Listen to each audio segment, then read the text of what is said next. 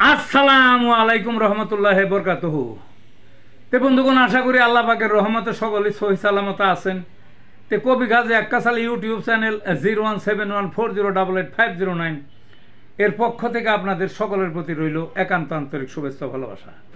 তে বন্ধুগণ, এখন আপনাদের সামনে যে বয়ানটা রাখবার চেষ্টা করব, বয়ানটার নাম হলো ধ্বজভঙ্গ রোগের সহজ সমীকরণ। কি? ধ্বজভঙ্গ রোগের সহজ সমীকরণ। ধ্বজভঙ্গ তো আপনারা বুঝেনি।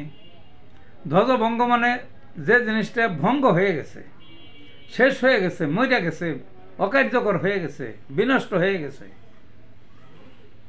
সেইটা হলো ধ্বজভঙ্গ। কিসের ধ্বজভঙ্গ? পুরুষের ধ্বজভঙ্গ হয়।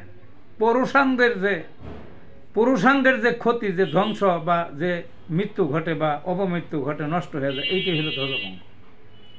তো ধ্বজভঙ্গ হলে কি হয়? পুরুষের আর জৈবিক ক্রিয়া করার কোনো বিন্দু মাত্র ক্ষমতা থাকে না। কারণ লক্ষ লক্ষ ভিন দ্বারা এই লিঙ্গটা গঠিত, পুরুষাঙ্গটা গঠিত।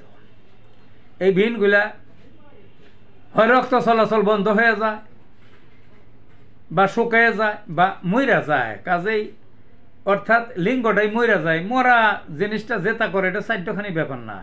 তো ভিডিওর উদ্দেশ্য কি? ভিডিওর উদ্দেশ্য হলো আমার এই সমস্ত রোগী যথেষ্ট দেশের বিভিন্ন স্থান থেকে আসে, কিন্তু আমার সমস্যা দাঁড়িয়েছে কিছু রোগী অনারী।